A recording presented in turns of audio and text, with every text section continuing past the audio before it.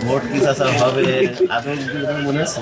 আশা করে তোমার তো কোনো ক্যান্ডিডেটই তোমার ভোটের পরিবেশটা তো চা খাওয়া হবে। আমরা তো ভালো একটা পরিবেশ আসবে, তো এখন তো সে পরিবেশের কোনো কিছুই দেখি না ওই যে বল তারিখ যাইছে বলে ইয়ে করে বলে আদৌ ভোট হবে কিনা এটাও তো হ্যাঁ কেউ কেউ বলছে ভোট হবে না, ভোটের ইয়ে তো তারিখ যার সাথে সম্পর্ক নাই। নির্বাচন কমিশন না তারিখ যাইছে না ভোট করে ফেলবে গাইছে একবারই তো ভোট করে ফেলবে সম্ভব। এই যে 17 বছর 18 বছর ভোট দিতে পারেনি এক দল শোষণ করে গিয়েছে আবার এখন এরা আসলে এরা আবার যে কি করবে তা কাম করবে আমরা কি বুঝতে পারবো আবার কোনো ক্যান্ডিডেটও নেই আমাদের কোন ক্যান্ডিডেটের ভোট হ্যাঁ। তুমি দিবা, তো সে আবার আমাদের এলাকার উন্নয়ন কিছু হ্যাঁ, করবে কি করবে করবে না, কিনা। ভাই তো ঘুরতে আছেন ভাইদের নাকি কইলেন ওই কি মনে ঢাকায় আছে? যে বসে বলেন ভাই থাকবে। বলেন আমাদের এলাকায় সারা জীবনই পরিবেশ ভালো। ভোটের সময় তো ভাই অনেক ক্যান্ডিডেট আসে কথাবার্তা ফুলদারি সবই দেয়, কিন্তু বিগত আমল থেকে আমরা একটা জিনিস দেখছি, আমরা যারা শিক্ষিত যারা চাকরি বাকরি করি বা বুঝি যারা একটু বেশি কম বেশি আমরা আশা করি যে আমাদের এখানে একটা ভালো এমপি হবে।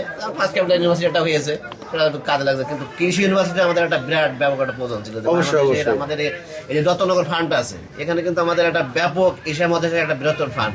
আলুর বেতন বিক্রি হয়েছে 5,500 টাকা বস্তা, ভুল নাই আলু। আর বেতনটাই কিনি আমরা 580 টাকা কেজি, 10 কেজি কিনালাম, মানে ফের বেতন করবি বুঝলে। সেই আলু বেলাম 53 কেজি, পালাম আমরা 110 টাকা কিনে। এখন 15 টাকা এক বছর 53 কেজি। ভোট দিতে যাবেন কিন্তু ওই শালাকে দিয়ে আরো আলু বাদি দেয়।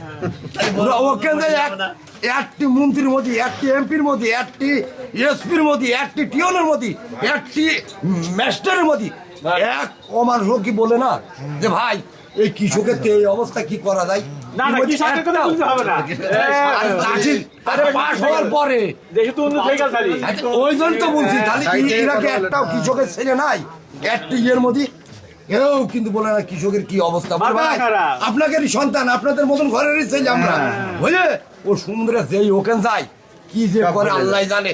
এই আমাকে পানি পড়া দেওয়া পানি ভরা খাই পানি পড়া খেয়ে- অনেক কষ্টের কথা। পানি পড়া খেয়ে- আমরা যে কি কষ্ট করে সংসার চালাই, আমাদের দাম বলতে বাড়বে। তরকারি পায় না। জীবনটাই আমাদের চলে যাচ্ছে আশা করতে করতে। কৃষি মন্ত্রী করতে বলবেন, কৃষি যারা যারা অশিক্ষিত তাদের কোথাও কৃষি মন্ত্রী